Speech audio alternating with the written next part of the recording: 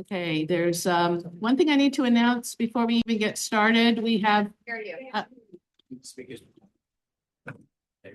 It's on. You just got to speak right we were not notified ahead of time that this would be recorded by news stations. So is there anyone in here who particularly would not like to be on the recording?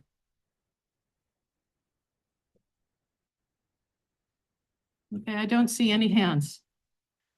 Okay, Joan, you want to join me? I'd like to welcome you all to our candidates forum for mayor. We have our candidates, and I'm glad that phone just rang because that's my first order of business. Would everybody please go to their phone and either turn it off completely or put it on vibrate? Candidates, when you come to the podium, do not bring anything on vibrate because it will be picked up by the webinar.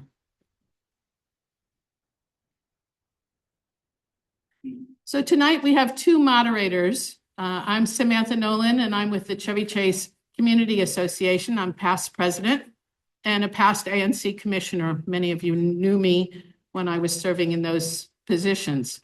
Joining me tonight is Joan Hoyt. I'm so happy to be here. Thank you for inviting me. I am the co-moderator with Samantha, and I'm representing the Shepherd Park Citizens Association. I am also a current ANC commissioner in Shepherd Park, and I am thrilled to be here since this is a short speech. I'm going to give it anyway. We are grateful that to the candidates for being here, and to all of you in the audience for taking the time to stay informed and engaged.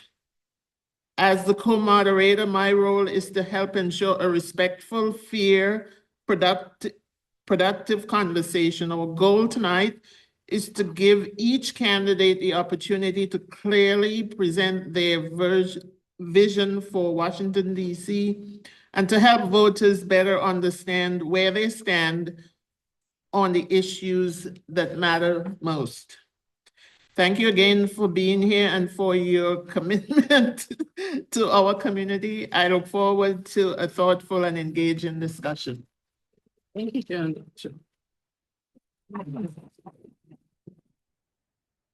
Okay, ahead of time, we sent out to all of the candidates our procedures and conduct for the forum. I'd like to just quickly run through those so everyone in the audience understands what we'll be doing.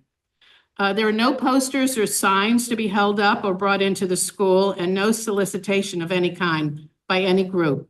Only candidates may present their opinions at the forum. No proxies are permitted. Mutual respect and decorum are expected. No name calling, shouting, interfering, interrupting, or disturbing will be permitted. Individuals causing disruption will be asked to leave the building. We do have security stationed around. Only one person will speak at a time. I've seen videos of other forums. That's why we had to draw up. You know, we have never had to say that before at a forum in this location, but things have happened. If you decide to rebut or refute a statement by another candidate during your time and decide to use your time in that way, you'll lose the opportunity to present your opinion and your position. So we encourage you to stick to your time so we can know you and what you believe in and what you're looking for. When the timekeeper holds up the sign that says 15 seconds, wrap up your discussion and stop talking. When the stop sign is shown, it will continue, and you continue to talk, that amount will be subtracted from your next answer. Okay, the audience will hold all applause until all candidates have presented their answers to questions. No booing or cheering or loud outbursts will be permitted. You may ask Oh, you may be asked to leave the forum if your behavior does not comply with these procedures. So remember, anybody who came in late, we're asking you all to turn off your phones or to turn them on silence, please. Okay. We are going to begin the forum now. To start with, we're going to have each of the candidates come to the podium. We are recording from here, from this iPad. So you'll have to get up, come around this way. There's wires on this side. And you have 2 minutes to tell us, who are you? Why do you want to be mayor? And what's special about you? Why should we vote for you? So we're going to start with Gary Goodweather, and then we'll move down the table. And the timekeeper is right in front of you, and we'll let you know how much time you have. You have 2 minutes for this part. Thank you.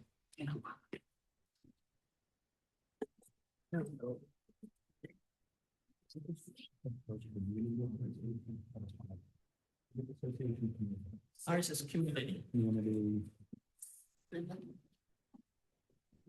Citizens. Here's the citizens. Here's the citizens. Thank you, and may I take this off? It's better if you leave it, but that's okay. I want to play by the rules tonight. Thank you. I want to start by just thanking the Chevy Chase Citizens Association and St. John's for having us this evening, having me this evening, and each of you, because you are here, and that's important because you are engaged in this election. I am Gary Goodweather, and I am running for mayor of DC because I believe we should expect more from our city. We should expect more from our city leaders, including me when I am mayor. We deserve a city. You deserve a city where our children can get outstanding education, a truly safe city, in a city that creates opportunity for all of its residents, and a city that means that we can all live in.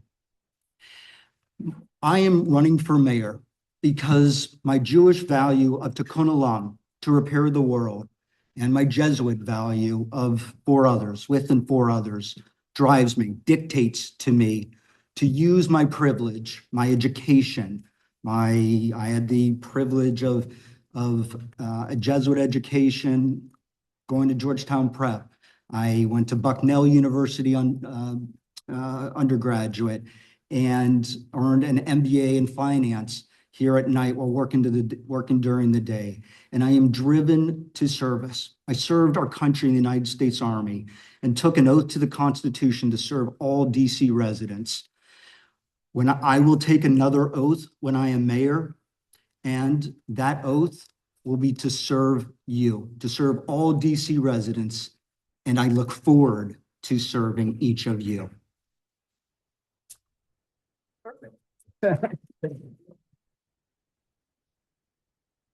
Thank you. We'll hear from Kathy Henderson now. Thank you, Madam Moderator.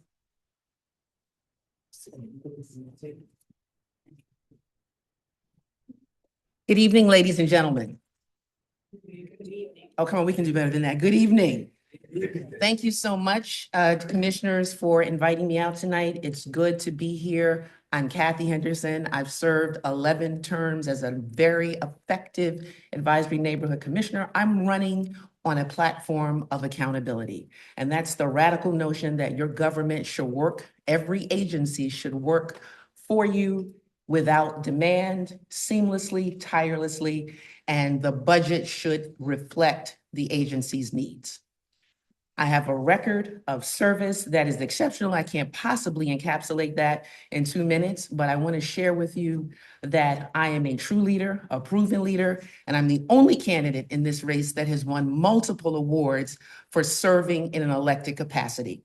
I'm a former federal government employee, district government employee. I'm a change agent. I'm a visionary, and I know how to get things done.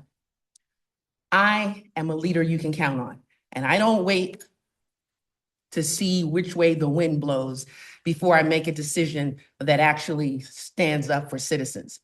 You've probably seen me on the news multiple times. My good friends from Channel 7 are here tonight. Channel 4, Channel 5, Channel 9, Channel 20,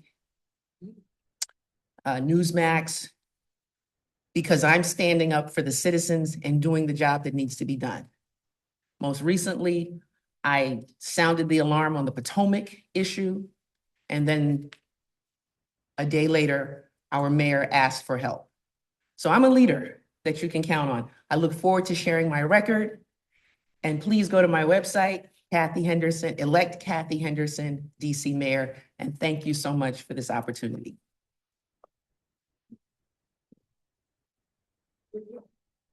Thank you. We're missing Ernest Johnson at this time. So we're going to move on to Stanley Lawson Sr.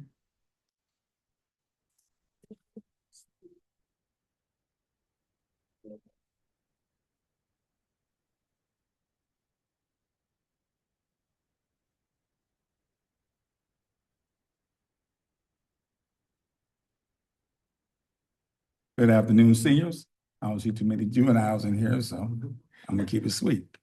My name is Stanley Lawson Sr. I'm from South Carolina, Greenville.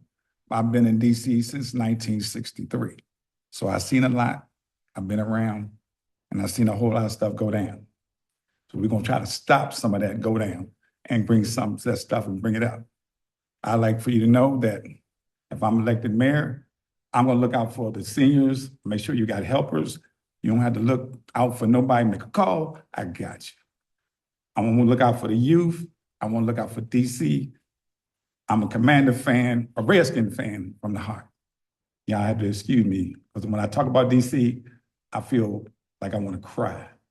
Because I've seen a lot of stuff that I don't wanna keep seeing, and I know you all don't wanna keep seeing. So, on that note, I'm new at this, so y'all got to bear with me, take time. And he said, I got 1 minute. So we're gonna do this fast. I'm here for you all. I'm gonna have an open door policy. And when I'm mayor, the senior, city council will be out here in the city, not in a seat, sitting down making decisions without you all, okay? I appreciate y'all for listening to me, and I hope to be mayor for you all. Thank you. Thank you. We now have Vincent Orange.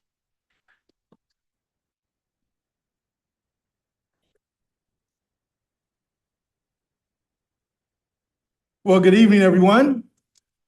My name is Vincent Orange. I am a former Ward 5 council member, at-large council member, and the former DC Democratic National Committee man. By trade, I am an attorney and a certified public accountant. I possess degrees in law, taxation, business, and communications.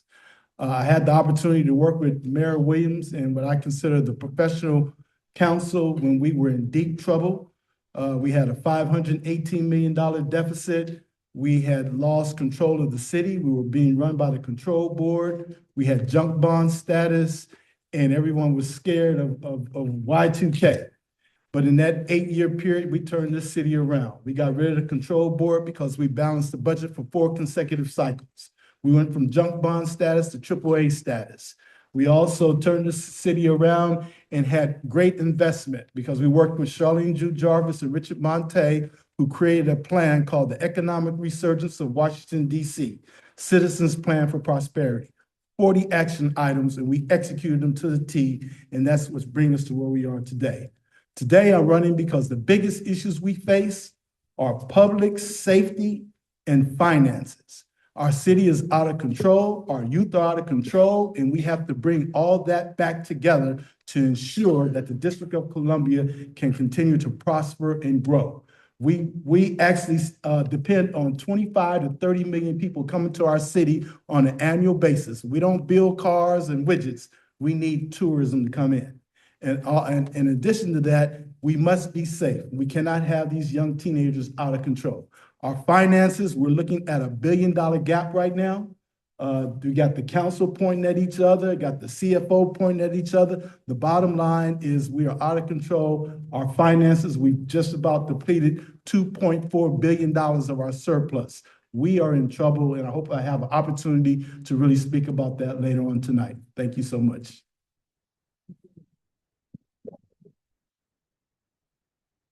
Okay. And Rennie Sampath. Into such. Sure. How's that?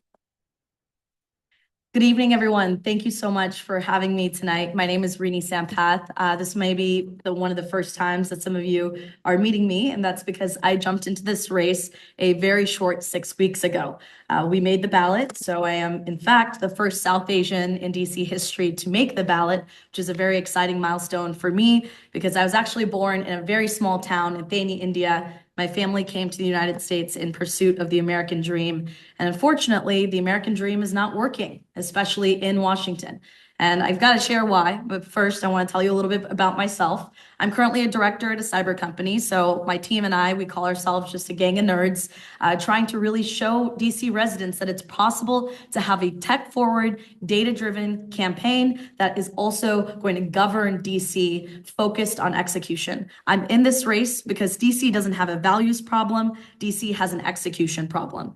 When I think about this, I break it down in a few different ways. Let's take, for example, how long it takes to fill affordable housing units in Washington. 13 months on average. This is unacceptable when we're pouring millions and millions of dollars into these programs. I'll give you another example. Permitting. I talked to one small business owner who told me that it was easier to open and maintain a small business in Soviet Armenia than it is to open and maintain one in Washington. That's unacceptable. I'll give you another example. An elected ANC told me it took 3 years to fix a non-ADA compliant sidewalk in our city, an elected official. But all of this isn't a bunch of talk from our campaign. I'm running on the premise that we need to fix the basics and make DC government focus on execution. So that's why this morning, our campaign launched a prototype 311 app. I have 15 seconds, so I will encourage you to go and visit rennieformayor.com/311 because we're showing DC government what it means to focus on execution and run a tech-forward, innovative approach. Appreciate you. Thank you. I'm so sorry. Okay, and now we have Hope Solomon. Hello, hello. Okay. Don't fall asleep now. I'm down here, I'm short. Okay, so my name is Hope Solomon. I'm running for mayor. And who am I? A lot of you don't know who I am. I'm supposed to go to the right. Okay, cool. Thank you.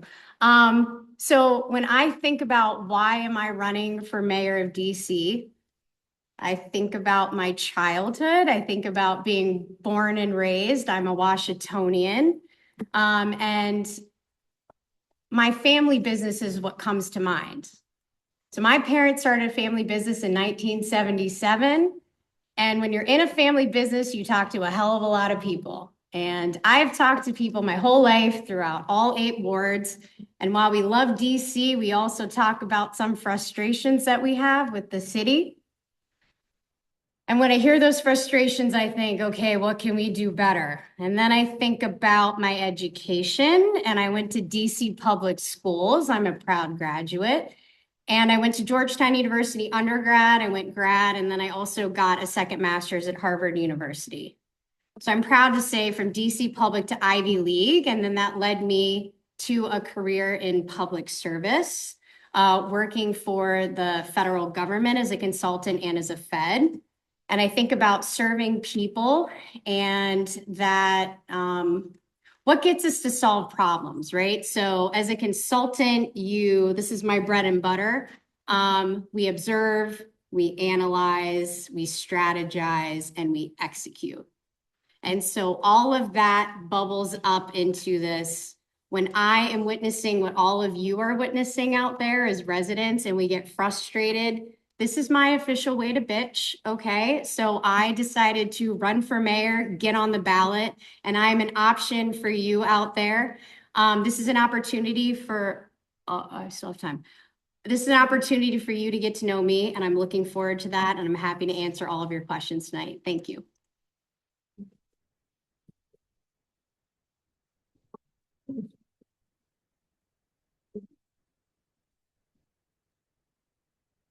Okay, thank you all for introducing yourselves to us. The first question is, the district appears to be facing an austere fiscal future. As mayor, you have to make difficult choices as to how to prioritize our spending. What are your budget priorities? And would you consider an increase in taxes to ensure necessary services continue? And the first person who should come up to answer is Kathy Henderson. Thank you. I think there needs to be an adjustment because. You just stand back a tiny bit. Okay, there we go. Okay. Can everyone hear me? Okay. The budget is very serious. We have a $2.8 billion budget, and the priorities are not what they should be. If you want to talk about economic development, high-performing schools, affordable housing, all of the things that we need to make this city grow for all of us, you must talk about public safety. That is the foundation upon which everything rests in every neighborhood, every corner of the city without question, and we don't have that. Right from the start, since 2017, I've been down at the council, I've been talking to the mayor, hammering away at the ONE's office, the Office of Neighborhood Safety and Engagement. It's worthless. It's completely worthless. We started out at 3 million, we gave them an extra 5 million, then we saw theft. Now we're up to $24 million, and that is money that is wasted. That money would be reprogrammed. Barbara Bazeron, the director of the Department of Behavioral Health, she doesn't even have enough money to do case management for the people that have issues. So my budget priorities are not just looking at the budget, reading the budget, but actually programming the money where it makes sense. Thank you.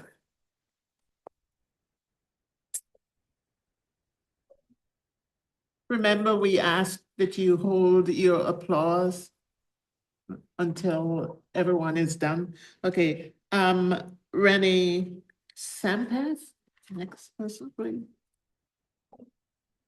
And for those who came in late, please silence your phones.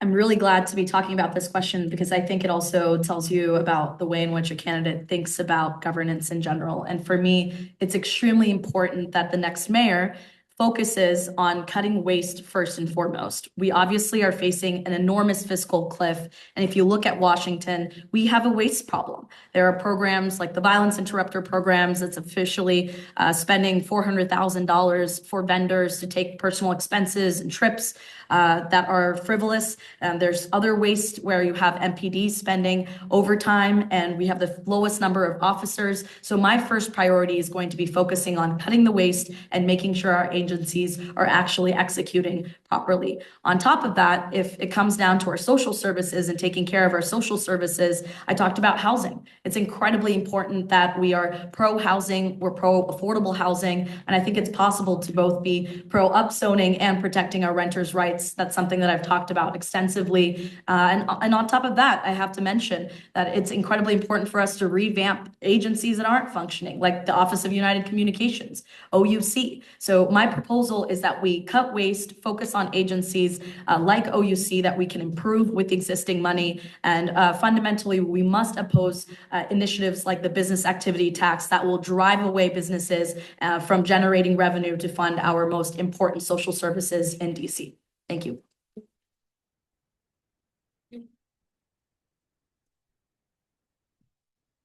Stanley V. Lawson, Senior.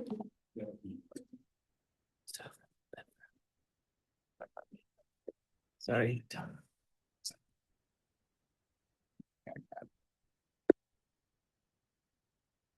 Again, I'm back. if I'm elected mayor, I know that we have a lot of police presence in cars. So I want to take that away because I've seen them sitting on corners, on the phones, on the computers, and paying no attention to what's going around DC. So I want to be on foot, block to block, neighborhood to neighborhood, 24 hours a day. Stop sitting in the cars, stop being on the phone. Unlike you. And to make sure that the gasoline stations are protected 24/7, because that's a lot of car theft going on when you can't go to the gasoline station without your pocketbooks being snatched out your car, or this and that, and theoretically, we ain't got that many gasoline stations no more like we used to. So we want to protect our right to go get gas. Well, I know y'all people like electrical cars. Me, I'm not an electrical guy. Stop doing that. One more thing. I think we should go back to spare not the rod that spoils the child. We're letting these kids get away with talking back to the parents, and the police come and lock up the parents. No, if they want to call the police on the parents for getting on them, then they need to be out of house. Go see where you like it at. Because my children, all of them graduated from high school because I don't play. I don't play with nobody's child. Okay. Y'all have a nice evening. My man. Shit. Did I talk 15? No. Okay. Hope Solomon.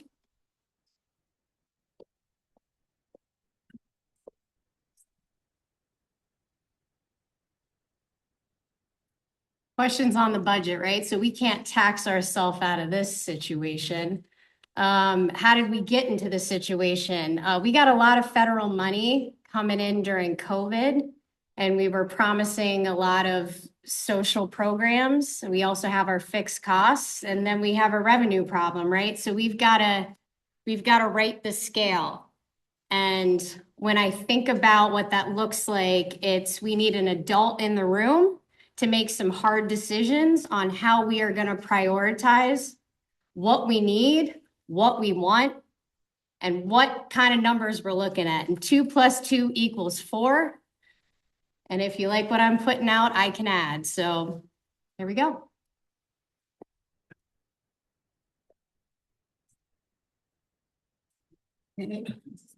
Vincent Orange.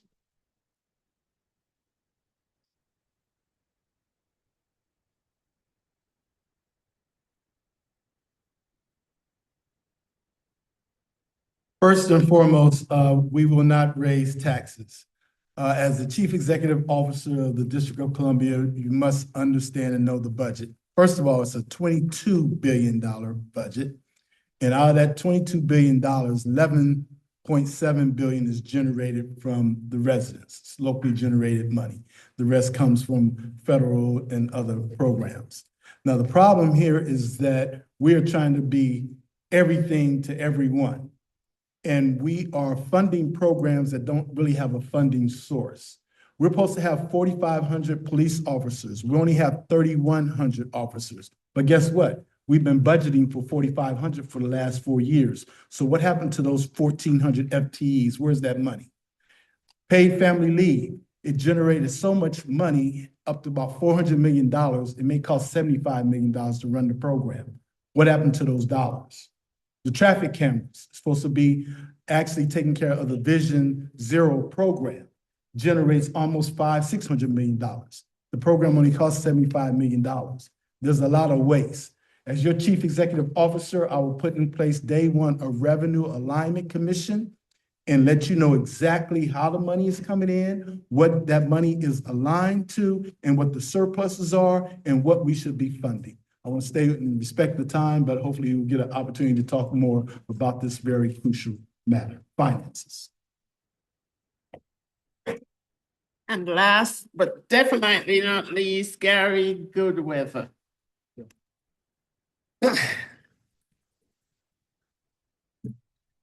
We are going to rewrite the tax code because the current tax code is another contributing factor to why our city is unaffordable. This is how policy has been made for decades, that we look at things in silos and not thinking about how it is going to affect other people, how it is going to affect our city as a whole. And my top priority is education. We spend more per student than any jurisdiction in the country with some of the worst long-term outcomes. We have some great schools here in Chevy Chase in this area. And we are going to do, I should say, Glenn Lee, the CFO, has been very clear. This current budget is going to be worse than the Great Recession. We have to be doing more with less money. I am uniquely qualified to be able to address this budget. I have dealt with budgets my entire life. I'm the only person in this race that has extensive experience of starting businesses, managing organizations, and leading teams. Just want to say also, in terms of the cost of where we need to save money, I was at a community event, walk the other day, PSA 201. We are spending, the police officers are asking for us to be recruiters because they are burnt out. And that hurts me because we want them a part of our community. And we spend so much more on overtime because we are not fully staffed.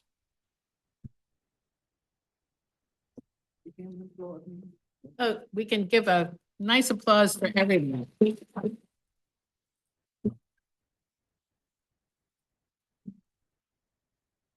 Okay.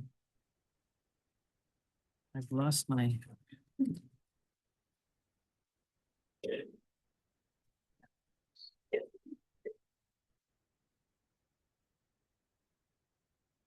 I'm the shortest person in this forum, so hopefully you can see more than just my top of my head. For the next question, Ward 3 is one of just 2 wards without a senior wellness center. There have been studies of options for Ward 3, but nothing has been done to provide senior wellness services in this ward, in which the greatest percentage of senior citizens in the city reside. What concrete steps would you take to provide a senior wellness center in Ward 3? And we're going to call on Hope to start off. Hope Solomon.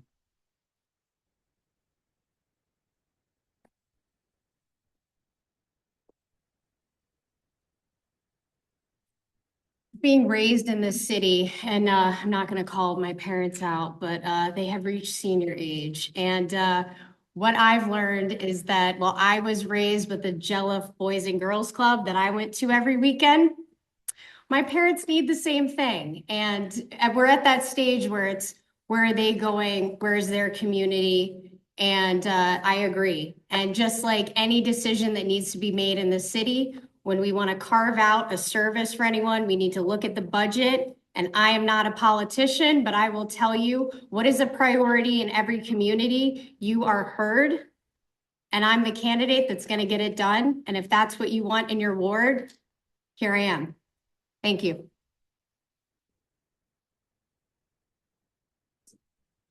Okay, Vincent Orange is next.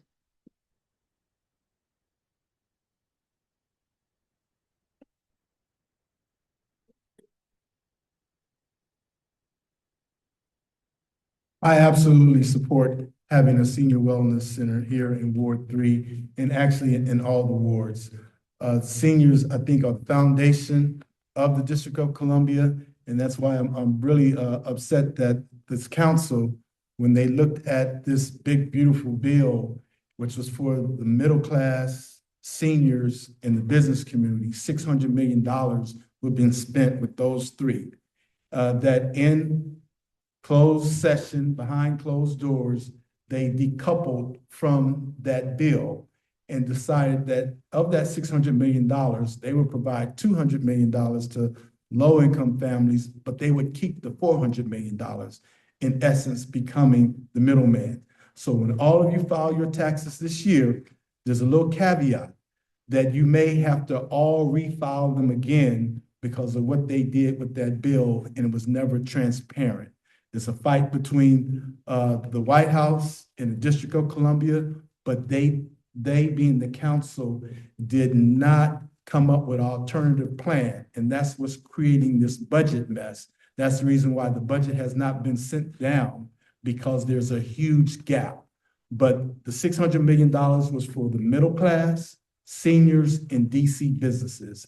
And you never had an opportunity to weigh in on the decision that was being made. It was all done behind closed doors. The mayor didn't even support it. They sent the bill to the Hill without her signature.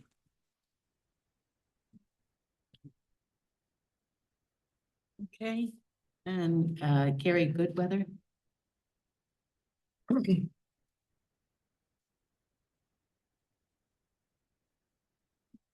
I will build a senior center here in your community. I have built in this city for the most part my entire life. And I am going to create day one, when I am mayor, the Capitol Corps, which is a citywide civic organization dedicated to service that provides education, training, and career pathways for DC residents. And one of the branches is an elder care branch, so that we are creating the pipeline of our workforce here in our community to provide the services that our seniors need. And I have a master's, a volunteer of mine on my team has a master's degree in gerontology, and she is helping us understand the issues. I just got to say, right before we came over tonight, I go every Tuesday morning to a breakfast at Bread and Chocolate at 22nd and M Street, and it's called the Romeos, retired old men enjoying others, reading out. And I'm the youngest guy there by 25 years. One of my friends and mentors, I just learned as I was walking out, was just headed to hospice. And I was supposed to go to breakfast this morning, and he was going to be there, and I didn't make it. I was preparing on the campaign, but we will take care of our seniors.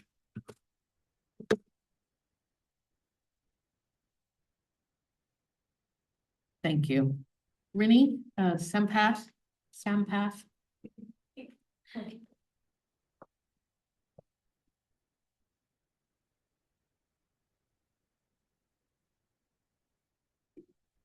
I think it's clear all the candidates are very in favor of a wellness center. It's something that I've been hearing over and over. I've been doing a Metro Stop tour, talking to residents at different Metro Stops, Columbia Heights. We were at Anacostia. We've been all over every single ward, and wellness centers and rec centers came up over and over again. I think the question here again is, how are you going to execute on this? Well, obviously, first, we're going to have to set aside the funding to make it possible. The second thing, though, is the accountability to DC residents.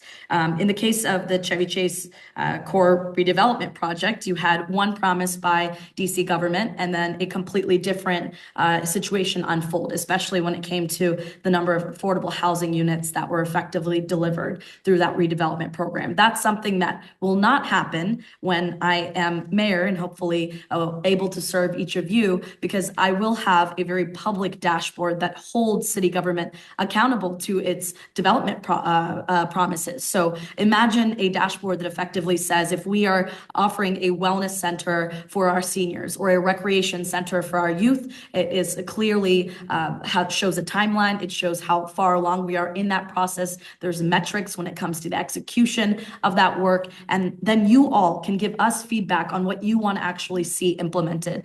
Again, DC has an execution problem. It's possible for us all to agree that a wellness center is possible, but what we're missing is that accountability and an actual plan to make it happen. And that's something that you will get from me. So thank you.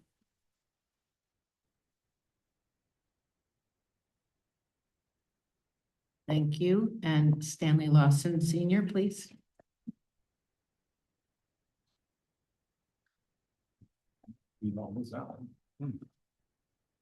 Okay, thank you. Again, I say, good evening. Y'all asking for a wellness center. I say this ward is bigger than the one wellness center. I think 3 would be nice, spread out Ward 3. If you don't have one, I don't know why. You know what I'm saying? Because I've been in Ward 3. Ward 4, Ward 5, Ward 6, Ward 8, they got wellness centers. And here I find this young lady telling me, yeah, I don't have one. We're gonna do something about that. I'm not sitting no money to the side because it'll happen. If I'm mayor, ain't gonna be no setting aside, it's gonna happen. And we're gonna get 3, not 1, because there's too many of y'all for one wellness center. So if I'm elected mayor, don't even sweat it. I'm a senior and I'm with you.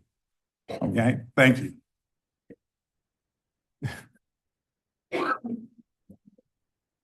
And we'll finish up this question with Kathy Henderson. Thank you, Commissioner Nolan.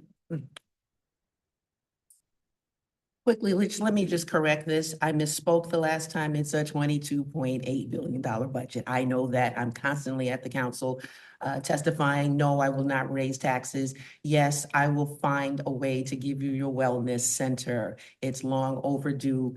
Having a budget and making our budget and passing our budget, we need to do more. We need to know how our budgeted priorities actually connect with the quality of life, and we're not doing that well.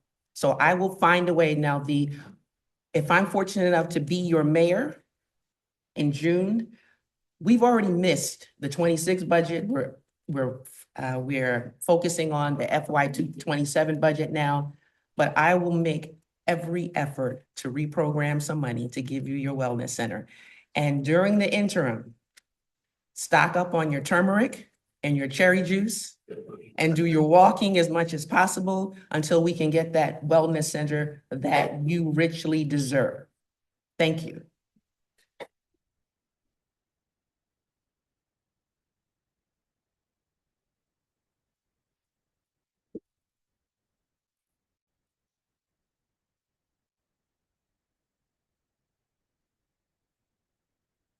Question number 3.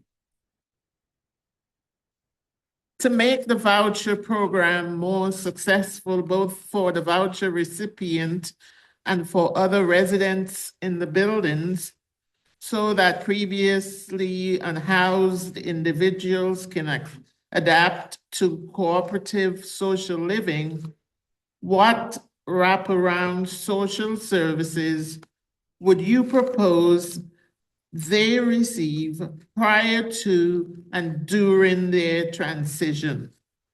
And the first person up is Gary Goodweather.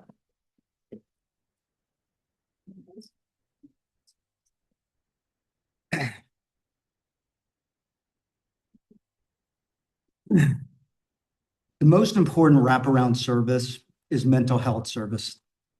And I want to make this clear, although I have a extensive platform and plans and ways on executing on them.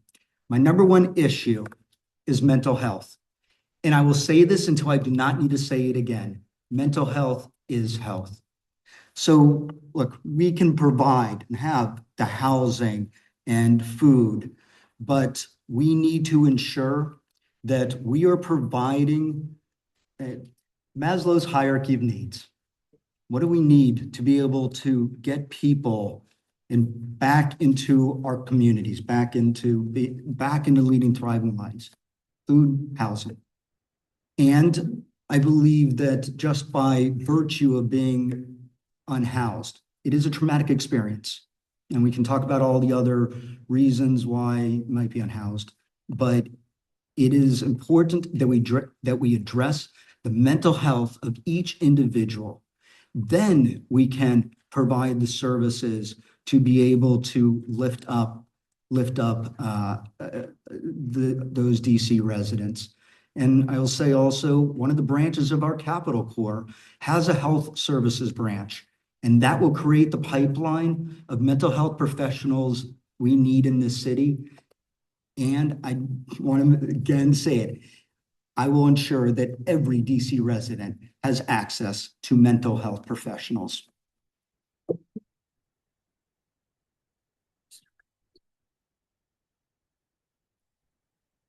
Hope Solomon.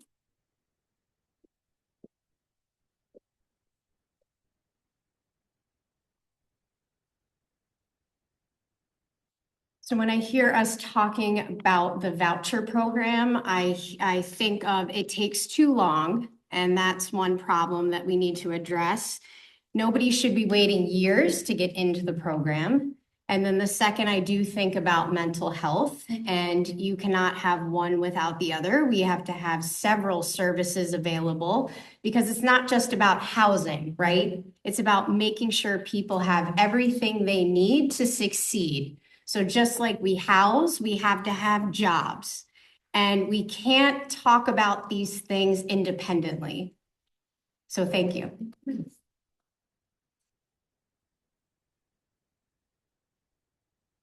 Mr. Stanley V. Lawson, Senior.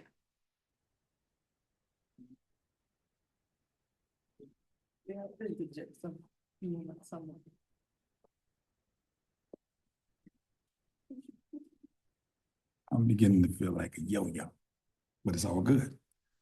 I know that a lot of seniors, a lot of us seniors are getting old. Some of us are getting a little senile. But me and my newly acquired wife, we have seniors that we take care of on a daily basis. I have one living with me. She's handicapped in a wheelchair. She called me from a senior living space crying, say, I don't want to be here. But I went and got her, and she stays with me. She's 79, and I love her. I believe that a lot of people can't afford senior helpers. That's why, if I'm mayor, we all gonna have someone to account for our time and our space and our funds. Because we know that this administration that we got now, dead weight. You know what I'm saying? But new time, new space, new mayor. Thank you.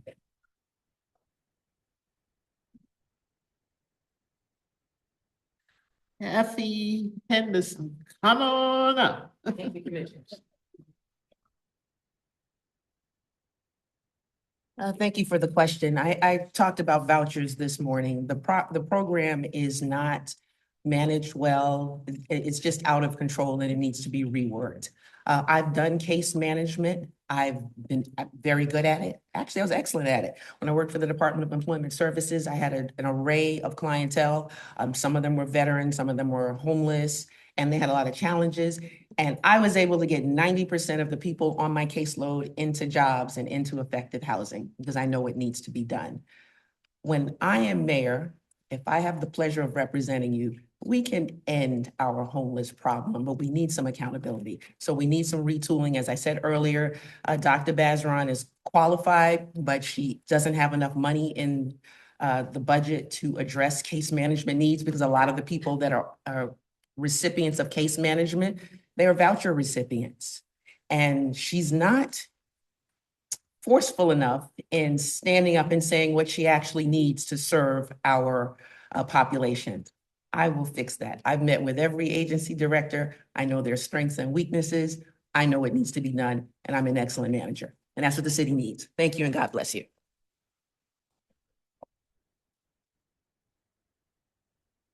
Vincent Orange.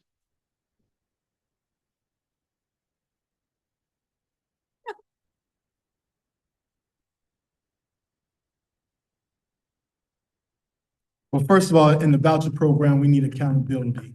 And with accountability, that means you have to put internal controls into place. So every voucher that we have should be issued, but also you should not have to be wired or know someone in order to get a voucher. There needs to be transparency in the process for issuing vouchers. And also in that process, we do want to address mental health. For the homeless, I will make sure that we have the mobile shower buses, that we actually go out and we engage people to come in. And when they come in, we're able to assess them and see really what's going on. We will provide personal hygiene products to the female homeless folks. And we just want to continue to bring them in and to put them in a position where they can, in fact, get the voucher and then move forward. Mr. Goodweather talked about Maslow's hierarchy of needs. I agree with that. It's definitely food, shelter, and clothing in order for you to move to the next step. but we have to make sure that we are providing those wraparound services. And a lot of times we have to go out and engage folks. So in San Francisco, they do utilize the mobile shower buses. Up in Seattle, they have the mobile shower buses, and they also have set aside housing for the certain population of folks if they meet the criteria. But it all has to be transparent.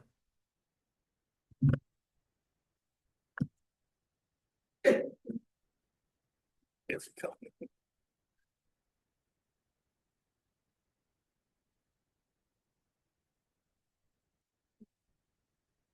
Oh, I anticipated, sorry. Okay. I'm sorry, come on. Rob. Okay, thank you. That's right. She thought she was done, sorry. On this topic, I definitely agree with our candidates when they talk about mental health. They talk about other wraparound services. The one piece of the puzzle I really want to discuss is the jobs and the economic prosperity and how we need to absolutely play the long game in all of this. So my background, I mentioned I'm a director at a cybersecurity company. I've been the chief of staff over a 400-person organization in the past. So a lot of the things that I'm thinking about is how can we make sure that level of prosperity can reach every single person in DC. And when I talk to a lot of working class folks, I hear over and over again, Marion Barry days, we had the youth summer program. It was effective. Kids could get jobs that they really cared about and be able to get out there and think about long-term career in DC government as an example. And so for me, it's really important that if I have the opportunity to be your mayor, that we restore and strengthen and expand programs like the Marion Barry Youth Summer Program so that we can play the long game when it comes to taking care of our people in our city and making sure each of them can live a dignified, prosperous life. And so that's something that I absolutely want to see. A second thing, I talked a little bit about earlier, the business activity tax and how I want to make sure we're attracting businesses to Washington instead of driving them away. I've talked to business owners who say that it's easier to open up their shops in Maryland and Virginia, and that's where they're headed next. So we must simplify permitting and make sure that those job opportunities are available for every single resident in Washington. Those are the kind of services that we need to make sure this is sustainable. Thank you.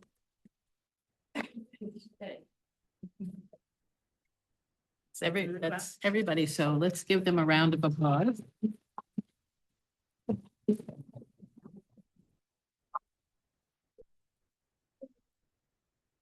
Okay, the Episcopal School located on the corner of Utah and Nebraska Avenue in Chevy Chase has been offered for sale. What is your position on whether the district should acquire that facility as an extension for Lafayette Elementary School, which is in need of more classroom space? And we're going to start with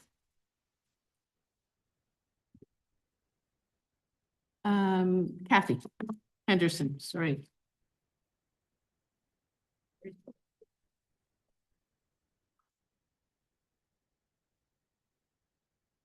Thank you. Thank you, citizens. What say you? If the facility is needed for an extension for Lafayette and the community engagement is on board, then as your mayor, if I'm fortunate enough to become your mayor, it would be incumbent upon me to make sure that that happens, that becomes actualized. We need to make, education is a priority. I constantly spar with Chairman Mendelson, and he always teases me. Well, he had to admit that I was right. I always say that Cuba has a higher literacy rate than the District of Columbia. It was true when I've run before, it's true now. We spend $28,000, $25,000 to $28,000 per student. We're not getting the outcomes that we need. So clearly we need to make education a priority. If I'm your mayor, I guarantee you will see improvement in every school because education is a priority. You can end educational and generational poverty in one generation by fixing the schools. That's something that we haven't done. We're making strides. I want to thank Mr. Orange for making sure that our schools could open on times. We don't have to go back to Judge Kay Bailey to talk about building issues.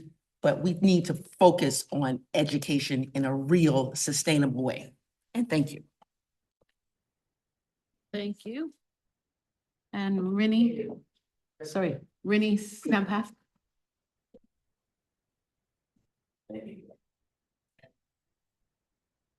It's a good ringtone.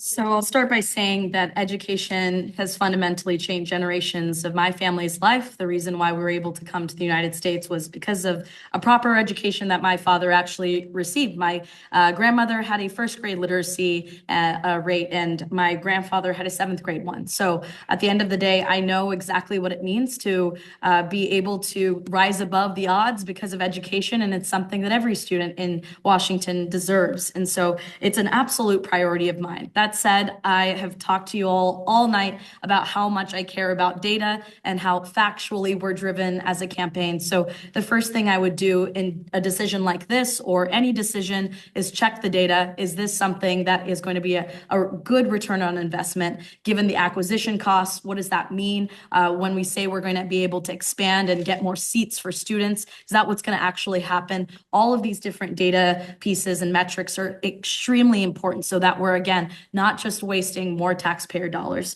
On top of the audits, I really want to make sure that we're focusing on technology, on school sports, and other youth programs, as I mentioned a little bit earlier, and making sure that with the expansion, we have the opportunity to provide students with the type of enrichment that really makes it worth coming to school. When I've been at the Metro stops talking to our youth, they tell me that over and over again, that our schools feel like they're in the 20th century as opposed to the 21st century. So that's something that I would absolutely want to do as mayor. So thank you. Okay. And Stanley Lawson, please.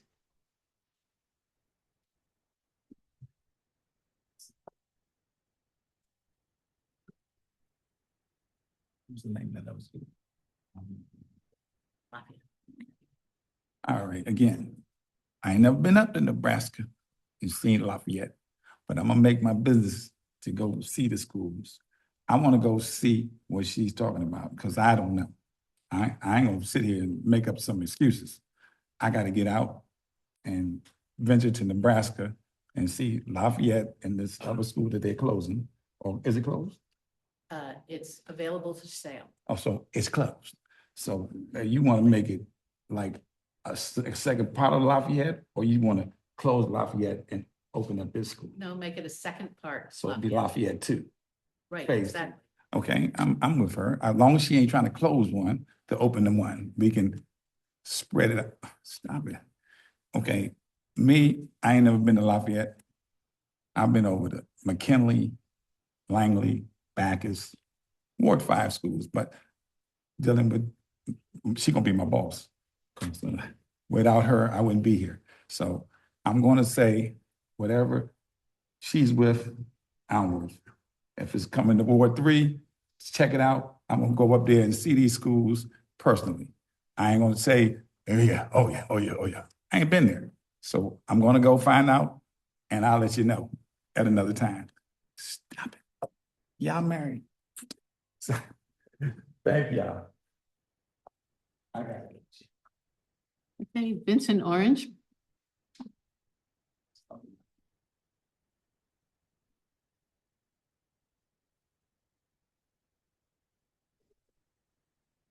First and foremost, I've been blessed with the opportunity to jumpstart school modernization for the city with the reopening of McKinley Tech as McKinley Technology High School, an $85 million project. And I followed that up with the renovations of Noyes Elementary School, and then the city followed. I've also been credited with jumpstarting economic development in the city with Home Depot, Costco, Lowe's, and the city followed. Also, I've been credited with jumpstarting school recreation center modernization with Turkey Thicket, North Michigan Park Recreation Center, and Brentwood. So absolutely, yes, I would utilize the same process that I started with in Ward 5, is gathering the folks. We had people just like at this room, and have everybody come in and voice their opinions and make the case and get the community involvement. But for me, education is the key. Ms. Pasolio and Ms. Palavin introduced me to a Better Chance program when I was 14 years old. I went away to boarding school to prove that people of my race could do well if they had the opportunity. And so I was able to excel. So education is the key. The native son of Washington, D.C., Marvin Gaye, he says, save the children. Who really cares? I care. That's a passion for me because I would not be able to stand before you but for education. Education is the key. And that's the reason why I fought for 3 years until we were able to get laws on the book that mandates that our children get books and core materials by the second week of school, not in May when school is over. And then everybody wants to know, how come our kids aren't doing well? It's because we aren't committed to it the way that we should be. So who really cares? I care, and I hope you care as well.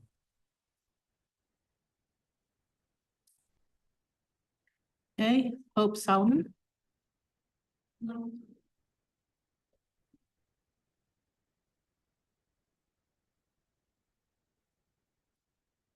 Well, I have lived and breathed DC public schools, and I even attended one that was under construction, and I had the pleasure of attending sixth grade in a trailer. And so if any of your kids or you've experienced that, that was me. When I think about education, I think, God, I was so privileged to have gone to public schools that were under renovation or that were getting renovated. And thank God, I mean, I was in a classroom where we got computers for the first time. So I'm aging myself a bit, but education, obviously every candidate's going to say we're for it. But what it comes down to is I hear development in there, and I hear that there is development happening in a community.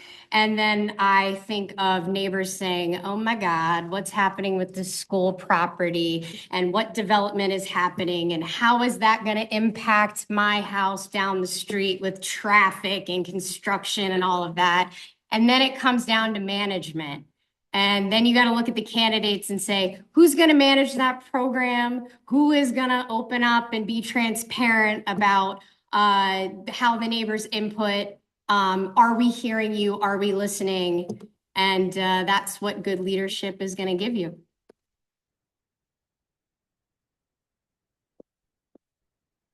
Thank you. And Gary Goodwether.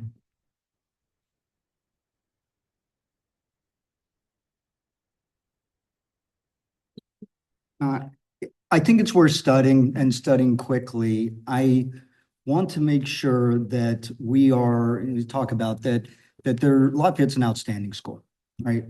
I'll say though, I was at Broad Branch Market a couple weeks ago and we were they're collecting signatures and I was talking to parents and what I continue to hear is that we need to make sure that we are addressing all of our students' needs. And when we talk about how we're going to spend dollars, it is what I'm going to do when I'm mayor is ensure that all of our children are tested earlier and they're tested more often. That we are identifying for dyslexia, for executive function issues, so that we are addressing issues up front. And because the earlier you can address issues, the better the long-term outcomes. I'll say we were privileged in that we were able to afford to pay for the testing for our daughter and be able to afford for her to go to lab school.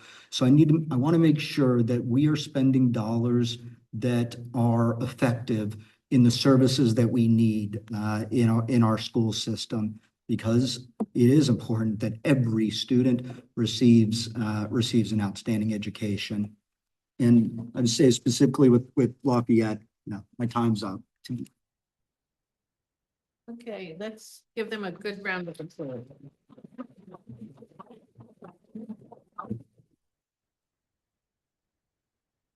Okay, next question, one that's local. What is your position on the currently proposed development of the Chevy Chase Civic Core with a new community center and library jointly located with new housing, 30% of which would be designated as permanently affordable?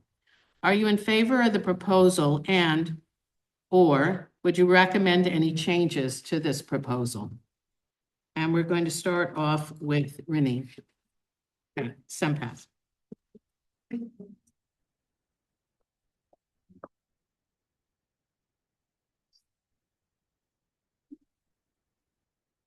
I did mention this project earlier as a fine example of government's inability to execute well. I think it starts with a particular promise was made to residents here, and that's not what happened. So that shift is what we need to make sure doesn't happen in future projects, including this one. And luckily, we do have an opportunity to have a new mayor come in and take care of that. And so, yes, my commitment is to have this redevelopment project go through. However, we need to make sure any future projects are staying true to the initial commitments, whether that comes down to affordable housing units that are committed by the city, or if there are any other commitments by the developers involved. And those promises need to make sure, we need to make sure are being executed on. That's why I propose that any such project has a public development dashboard, and you're able to track various milestones to see that happen. I think that this type of development is good for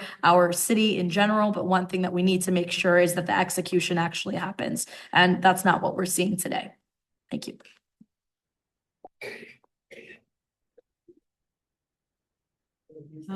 Stanley Lawson, next.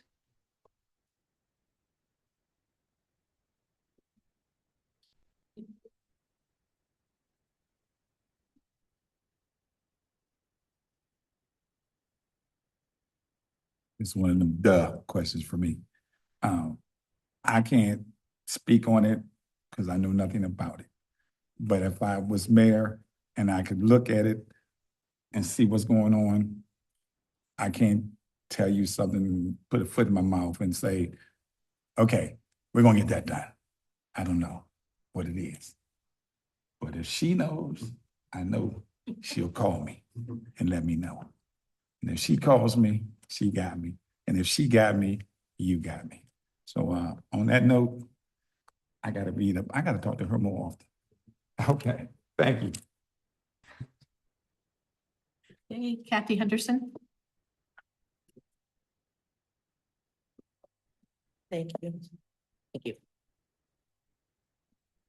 On its face, the project sounds promising, hopeful, and in line with our goals as a city. However, I think that, well, I would like to see the actual details, and I'd like to look at the housing component. Anything that offers a community center, enhanced libraries, I unequivocally for without question. Libraries are neighborhood centers, and we don't have enough. And our libraries are not serving the citizens as they should. So yes, the 30% affordable housing component, it sounds good, but I want to see the details. I want to see the scope of the project, and I want to hear from the community. Copious feedbacks, taking a look at the budget, how we can make that happen, and how we can align with our goals to better our city. So that's what I will be looking at as mayor. Again, I still have some time, Mr. Timekeeper. The budget is just a beginning framework. The beauty of my experience as a 22-year elected advisory neighborhood commissioner on the ground level, talking to citizens everywhere, is that we have to connect the dots to improve our quality of life. I've been able to do that in my community. I look forward to doing that in every community and being a mayor for every citizen in this city. So thank you.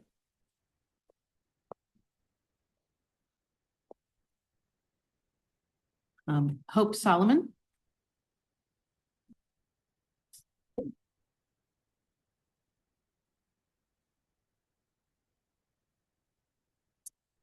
So let me be clear, I support affordable housing, and I think that every ward across the city is responsible for part of the solution, right? We're all a part of the solution.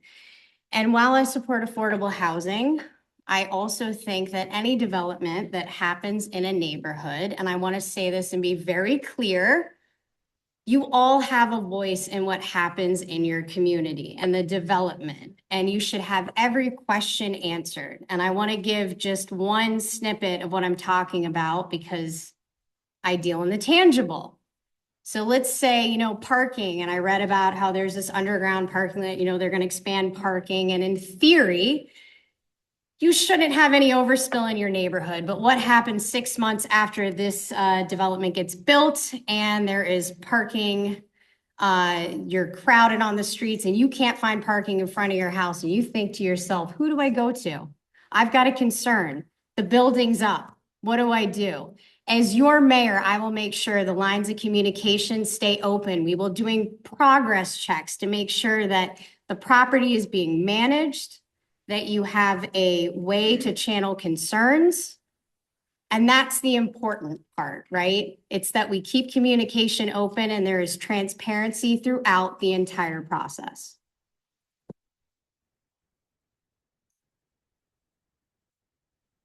Vincent Orange.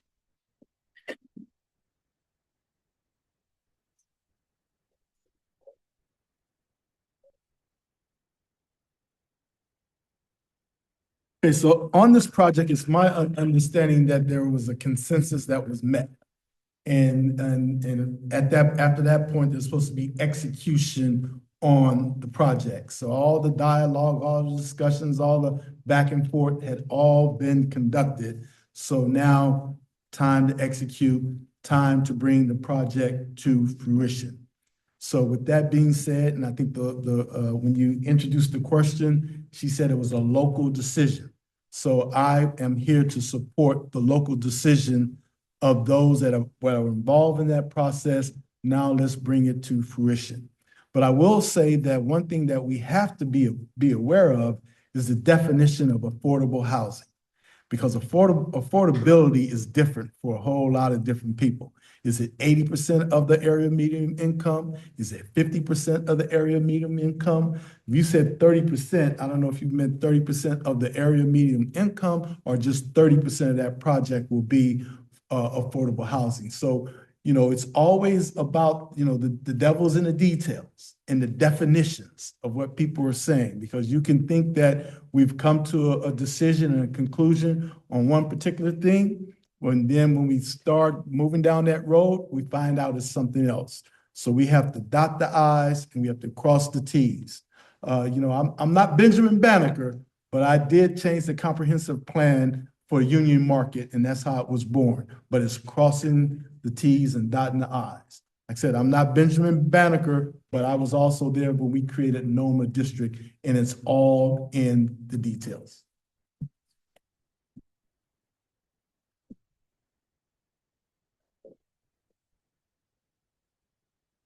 Okay, sorry, Gary, you're next. Then we'll have a pause.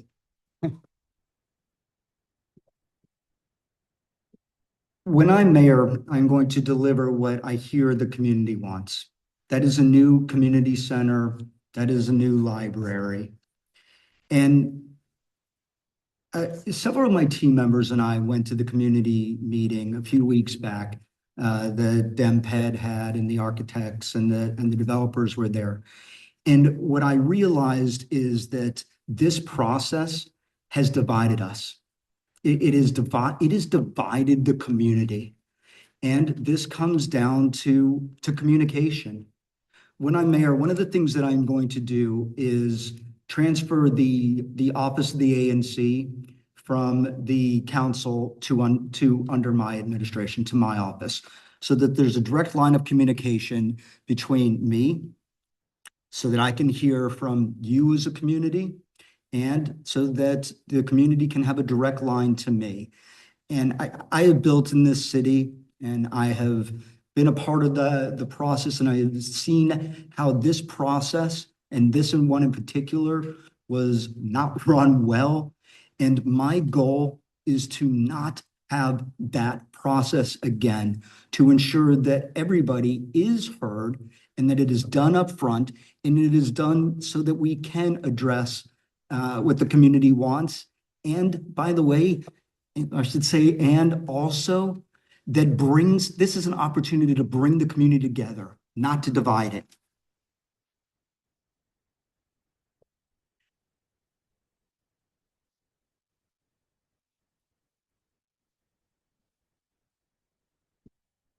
Next question. WMATA has made many changes to the bus routes. over the past year throughout the city. These changes have affected individuals of all ages, but especially school-age children and senior citizens. How have these changes either hindered or helped people in your neighborhood? And how have you been involved with WMATA to correct changes that have negatively impacted your neighbors? And can Hope Solomon come up, please?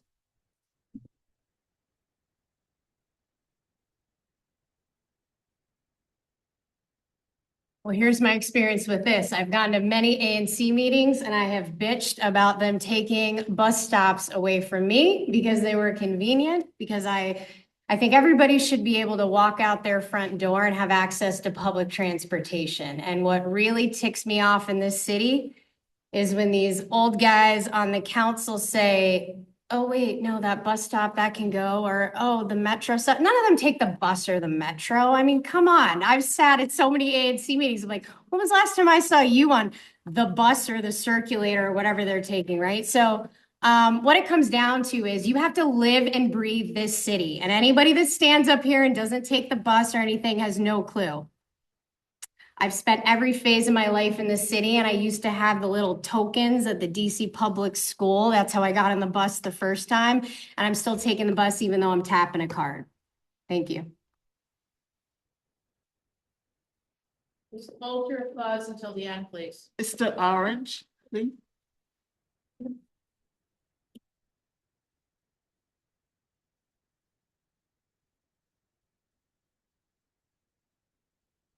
You know, Metro is a very interesting entity here in the District of Columbia that's basically funded by the DMV.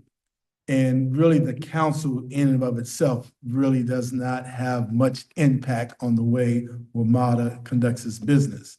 We do have a representative that sits on that council, but it's a regional council.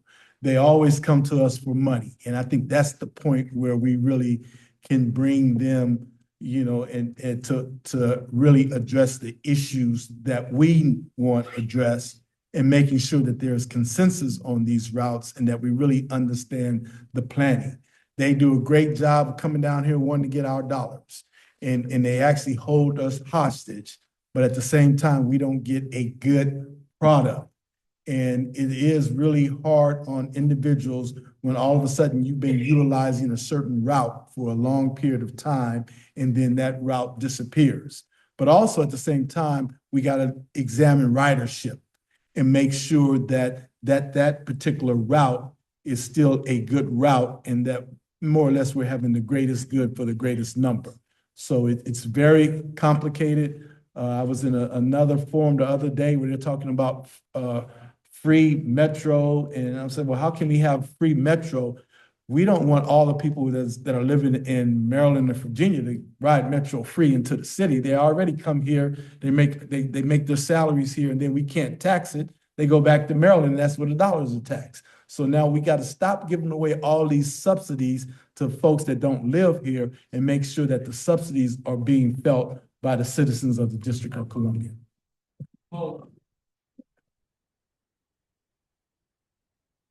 Mr. Lawson, please.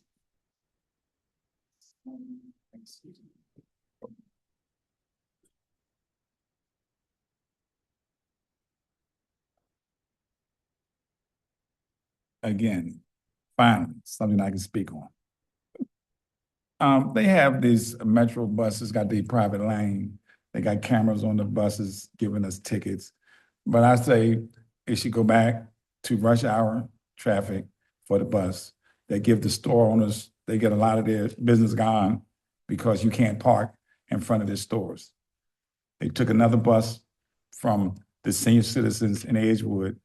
They're at the top of the hill. Now this bus goes up to Washington Hospital Center, but they have to go down the bottom of the hill. Now, you're talking about people in wheelchairs, people that can't hardly walk. They have to go down to 4th Street from 7th Street, 3 blocks down to catch the bus to the hospital. which is not fair for the seniors over there.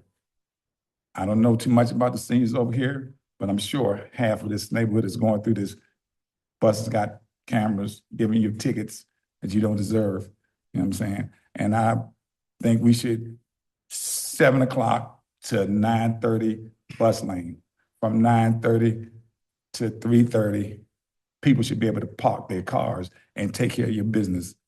I mean, don't take all day, and 15, 20 minutes and back to your car. But to be parked there, to go in the store to get your glasses or get your medicine, you can't go nowhere, can't get your food, because you come out, you got a ticket. Or a ticket gonna come in the mail from off the bus. No more. If I'm elected mayor, we ain't gonna have that problem no more. Thank you.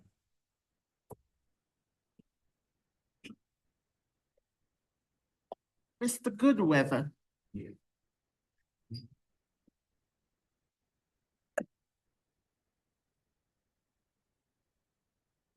One of the reasons that my wife and I bought the house where we live in just a couple blocks off of DuPont Circle, was because Metro was easily accessible, and it has been integral in our lives. And I also have seen how service cuts and bus route changes and affected my family, and how including just getting my children to school. I'm proposing Fare Free DC, and it is to provide free transportation on Metro Bus and Metro Rail to all DC residents. And the reason why is that we already pay to use our sidewalks and roads. This is a way of connecting our city in new ways and connecting all of our city. By having also a sustainable revenue source, it'll make service more reliable. And I think that we need to rethink our above ground infrastructure. I think a lot about how, actually specifically, how to get an older resident in Chevy Chase that is further away from public transportation to be able to do that last mile. The last mile is critical. So I'm also, in addition to looking at reevaluating our above ground infrastructure, we need to evaluate new ways of move around our city. Thank you.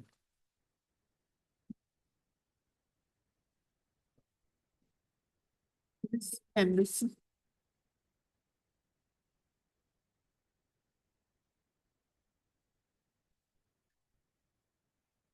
Thank you.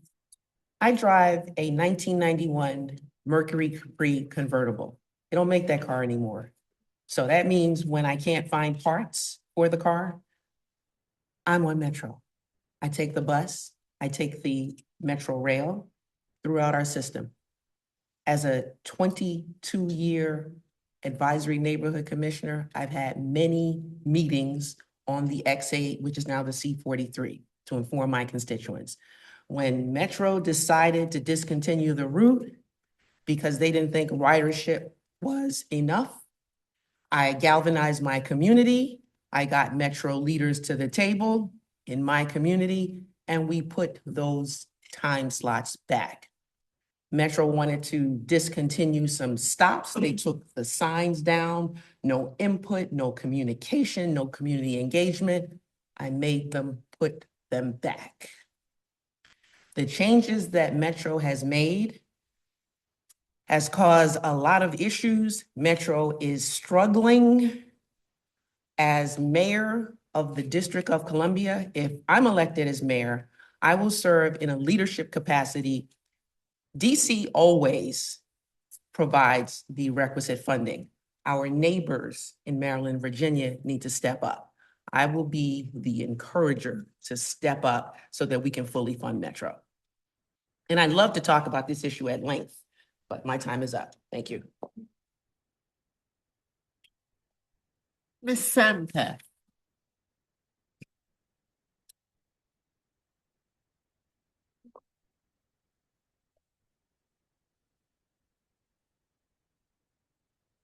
I want to start with saying that transit is certainly a dignity issue. My family, we bought our first car when I was, I believe, 8 years old. So up until then, always took the bus. That's how my dad would get to work. I have all of these memories of either the bus or him carrying me in his arms and walking everywhere.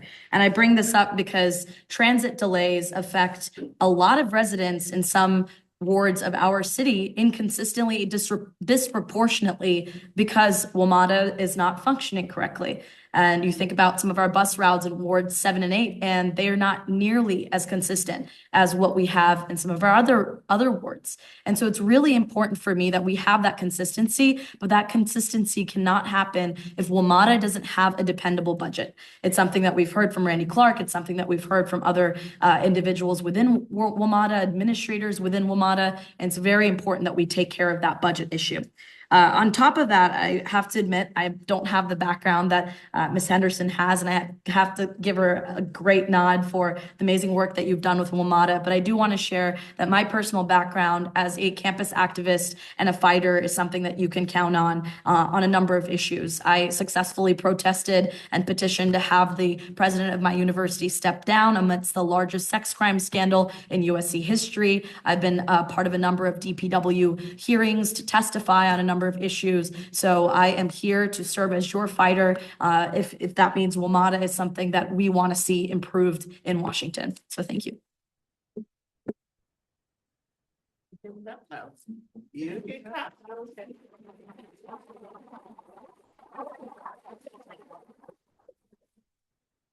Okay, we're going to stop the questioning right now, and we're going to go into the wrap-up stage, closing statements, so that each candidate can make a 2-minute statement of why they want your vote and what they've got to offer to you. After that, we're going to have a meet and greet period until we have to close the building at 9 o'clock. So after all of the candidates have finished their closing statements, please hang around and talk to the candidates for any questions that you might have, personal questions about something we've discussed tonight. And I want to thank all the candidates and invite them to. That's what I'm doing. Yeah. We're in total agreement on everything tonight. It's great. So we're going to start in reverse order from when we had your opening statements, and we'll start with Hope Solomon down at the end of the table and work back through. And as soon as the candidate is starting to walk off, the next candidate can come.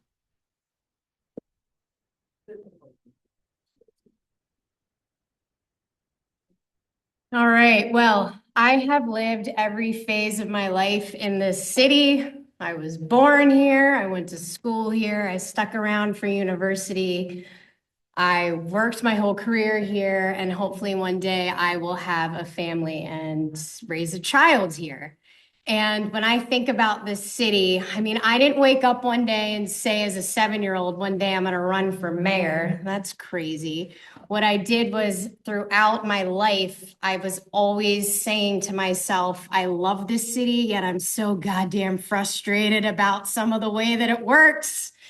And when I look at all that, I think when I was doged in July and I took a pause and I thought, okay, maybe the universe is telling me to take a different direction. And I'm a problem solver. And I thought, okay, maybe this is my next step. So I'm standing in front of you here going, I'm just like all of you guys. Like, I'm not a career politician. I don't speak in public normally. My background's in national security, so usually I'm in some skiff talking about strategy with top secret stuff. So I'm taking a new approach here. This is an opportunity for you to get to know me and know how my brain works. And if you want a Washingtonian who's experienced all of the things, the rats, clubbing after college, being a professional, right? Taking public transportation and just goddamn loving this city. And that's why I'm still here. Then take a chance. My name's Hope Solomon. It's hopefordc.com.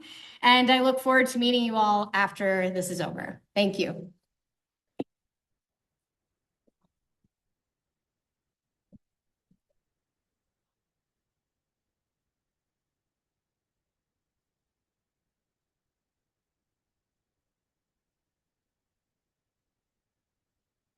It's been an absolute pleasure to be with you all, and I hope that over the course of this evening, you've gotten a glimpse into the way that I think, the way that I approach problems, and where I stand on a number of them. It means the world to me to be running for this position, and obviously I didn't get into this because I've always dreamt of becoming mayor of Washington. I'm clearly not from here. I've been, really honored and grateful to be living out the American dream. This is the American dream, but I want to see it work for every single Washingtonian. I want to see DC government work. And right now, DC government is broken.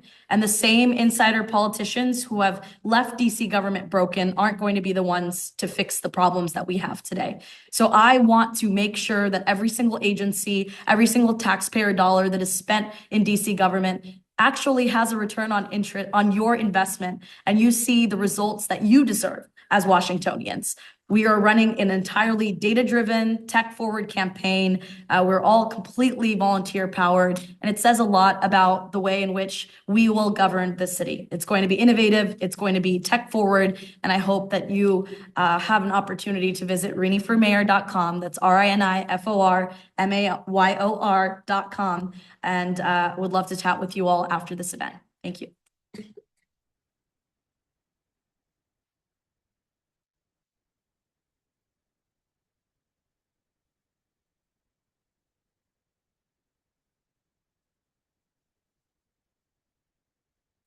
Well, ladies and gentlemen, thank you very much for being here this evening. Once again, my name is Vincent Orange, and I ask for your vote on June 16th. I think right now we're at a critical time in the city, and we need to make sure that we have someone that has institutional knowledge and a record. I'm the most accomplished, the most trained, the most educated person in this race. My work speaks for itself.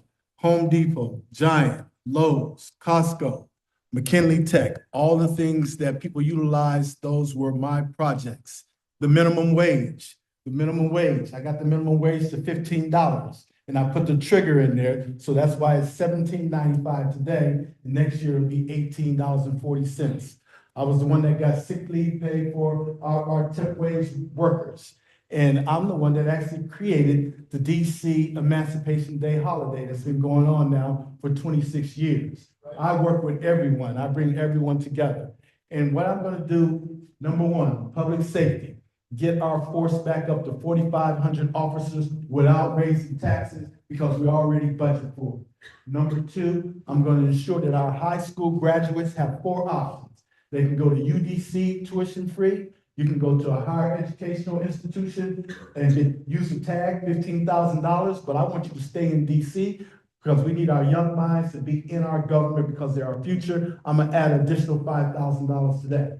Every agency under my control will have a youth apprenticeship program. And if you want to be an accountant, you can work at the Office of Tax and Revenue. If you want events planning, you can be at the convention center. And the fourth thing is, if you have a business idea, we're gonna help you get that as well. So I come with a plan. I have already delivered for you, and I want to continue to deliver for you. And as it relates to the White House, we're not gonna negotiate in fear, yet we will not fear to negotiate. We will find the common ground and make sure whatever we do is in the best interest of the citizens of the District of Columbia. Thank you so much. Vincent Orange.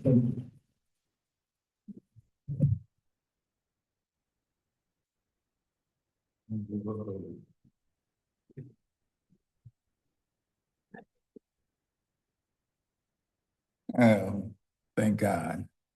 Hard act to follow. But I don't know. Let's see. You gotta learn how to say no. You know what I'm saying? We got a lot of people out here trying to line their pockets. I ain't trying to line their pockets. If I ain't got it by now, I ain't gonna get it. Okay? I ain't gonna steal it. I'm put it back where it belongs. Okay? I use me. I want to put youth employment service centers in all the high schools. So that makes these kids that are scared to go to Southeast and fight for a job, summer job, half of their kids can go down there, look for a job after school, get them off these streets. You know what I'm saying? It's rough out here for our youth and our seniors. Because if you can't get to the gas station, like I said before, or get to the store without worrying about some kid acting like he grown, we have a problem. I already know. And two,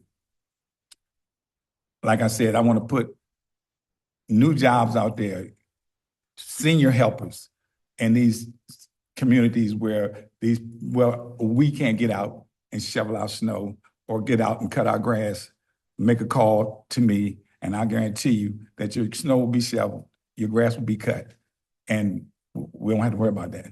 I want us to be able to live together, learn together, grow together. New mayor, new time, new place. Okay?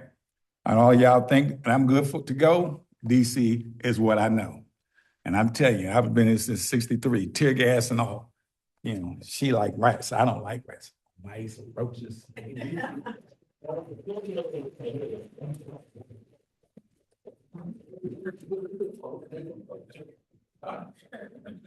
Wow, 2 minutes is a small amount of time to encapsulate, but I'm going to do what I can. I'm trained as a biologist. I'm a former DC government employee, federal government employee. I'm an exceptional manager. I know how to make government work. I've made government work for my community. We were neglected and overlooked, and we are not anymore. So I know how to go in and get things done. I was able to cut through the red tape when the Department of Youth Rehabilitation Services was under court-ordered consent decree, and I facilitated installing the dental suite and hiring the dentist. I wrote DDOT's substance abuse policy. Every agency that I've served in, I've left it better than I found it. I'm the only candidate in this race that has won multiple awards for serving in an elected capacity, and I've done it well.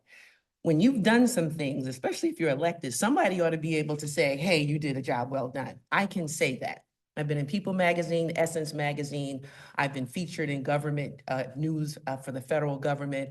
I've won awards from the Chief of Police, the U.S. Attorney's Office, local organizations, the list goes on. And I'm proud of that body of work. I ask you respectfully that you consider me, strongly consider me, as the next manager, because that's what we need, someone who knows how to manage the agencies and get things done. Go to my website, not just once, but multiple times, because I'll be building on that record. Elect Kathy Henderson, DC Mayor, and I thank you so much for this wonderful opportunity to come here to share my vision with you, and I look forward to staying and sharing more with you. So thank you, and again, God bless you.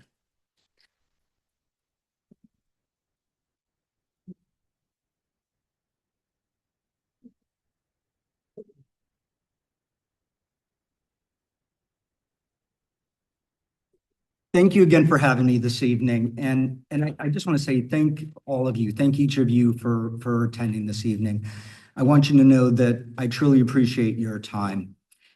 And I am not running to manage the status quo. I am running to change it. There are other candidates in this race that are looking for a promotion. While they have overseen our city's issues compound, this to me is about service. I will use all of my education, all of my training, all of my leadership training in the United States military, all of my background and experience to serve you. I'm the only candidate in this race that has managed organizations, led teams, and I will ensure that every person within my administration is a subject matter expert and they are mission driven, that they understand why they are in government. And that is to serve you, to serve the city of Washington, D.C. and its residents. I am running because I want to create a city that you deserve, a world-class city, a city that we are all proud of, that our children can afford to live in, that they can find opportunities here, and that they can thrive. This is the most important work that I've ever done, and I am doing it because I believe in our city and its people. I would love to be your first choice candidate, but if not, please rank me second. I would be honored. Thank you.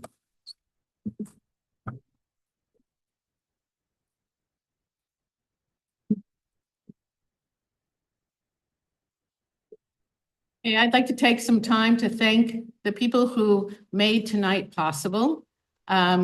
First and foremost, St. John's College High School that provided our space, our technology, and their welcoming for 3 nights of forums.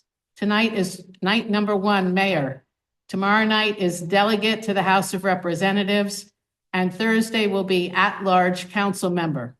So please come back tomorrow and Thursday to hear the candidates for those positions. We've had Eleanor Holmes Norton for a long time, and this is our opportunity to have a new person in that position. And there's some terrific people running. So please come and listen to what they have to say. Tonight, we had terrific candidates, and I want to thank you all for coming and participating and showing up. If any of you are elected mayor, I hope you will consider hiring some of the other candidates here tonight to help you run the city, because we've had some terrific discussion and wonderful quality candidates who deserve time to show what they can do. Even if they're not selected, they should be helping us in the city. So